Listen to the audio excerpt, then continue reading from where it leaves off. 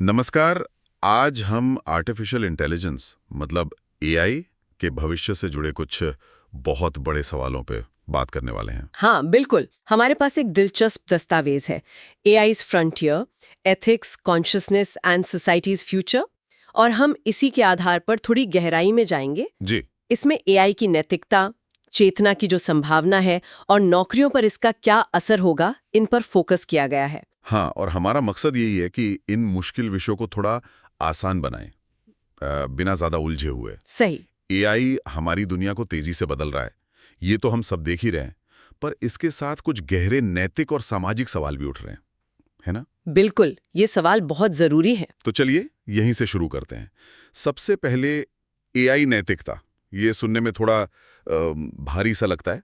इसका मतलब क्या है सरल शब्दों में? देखिए, इसका सीधा सा मतलब है एआई को बनाने और इस्तेमाल करने के लिए सही गलत के कुछ नियम, कुछ सिद्धांत तय करना। नियम और सिद्धांत? जैसे जैसे कि पारदर्शिता। मतलब एआई कोई फैसला ले रहा है तो हमें पता तो चले कि कैसे ले रहा है। वो एक किस्म का ब्लैक बॉक्स ना बना रहे। हाँ, ये जरूरी है, वरना भरोसा कैसे होगा? बिल्कुल। फिर है जवाबदेही। अगर एआई से कुछ गलत हो जाए तो कौन जिम्मेदार होगा? बनाने वाला, इस्तेमाल करने वाला। ये तो सच में पेचीदा है। और हाँ, निष्पक्षता भी। एआई किसी के साथ भेदभाव ना करे और लोगों के डेटा की गोपनीयता, उसका सम्मान हो। और जाहिर है सुरक्षा, सिस्टम भरोसेमंद हो, हैक ना हो। ये सिद्धांत सुनने में तो बिल्कुल सही लगते हैं, पर इनको लागू करना वो असली चुनौती होगी, है ना? वही सबसे बड़ी चुनौती है। जैसे आपने कहा, एल्गोरिदम में पक्षपात, वो अक्सर उस डेटा से ही आ जाता है जिस पर एआई को ट्रेन किया गया है। हाँ, अगर डेटा में ही बायस है तो एआई भी वहीं सीखेगा। सही। और फिर नियम कानून की भी कमी है। टेक्नोलॉजी इतनी तेजी से भाग रही है कि नियम पीछे रह जाते हैं। और एक सवाल ये भी है, क्या एआई सच में कभी नैतिक फैसले ले पाएगा? मतलब बिना भावनाओं के, बिना असली समझ के? सेना में ऑटोमेटिक हथियार या बड़े पैमाने पर निगरानी। तो इन चुनौतियों से निपटने के लिए कुछ हो रहा है? हाँ, कोशिशें हो रही हैं दुनिया भर में।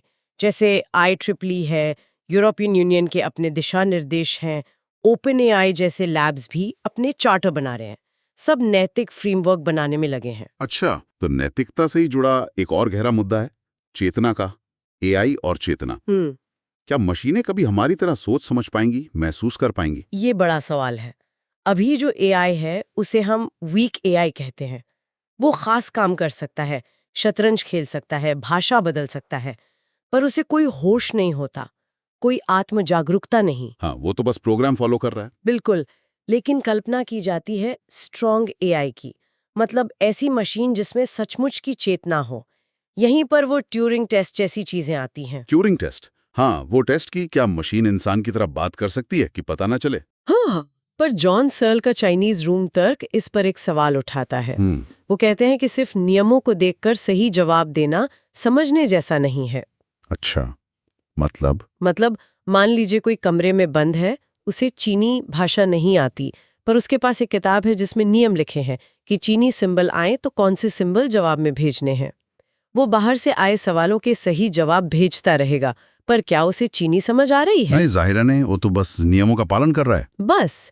तो सर्ल कहते हैं कि कंप्यूटर भी ऐसे ही हो सकता है, बुद्धिमान देख सकता है, पर शायद समझेगा नहीं। तो ये समझना और महसूस करना, ये अलग चीज है। यहीं पर वो चेतना की कठिन समस्या आती है क्या? हाँ बिल्कुल, the hard problem of consciousness. ये सवाल कि हमारा दिमाग, जो कि एक भौतिक चीज है, वो व्यक्तिपरक अनुभव, जिसे क्वालिया कहते हैं, कैसे पैदा करता है। क्वालिया? जैसे जैसे लाल रंग देखने का अनुभव या कॉफी की महक का एहसास। ये अंदरूनी फीलिंग क्या सिर्फ कोड लिखने से पैदा हो सकता है? ये विज्ञान और फिलॉसफी दोनों के लिए बड़ा सवाल है। और अगर मान लें कभी मशीनें सचेत हो गईं, तब क्या उनके अधिकार होंगे?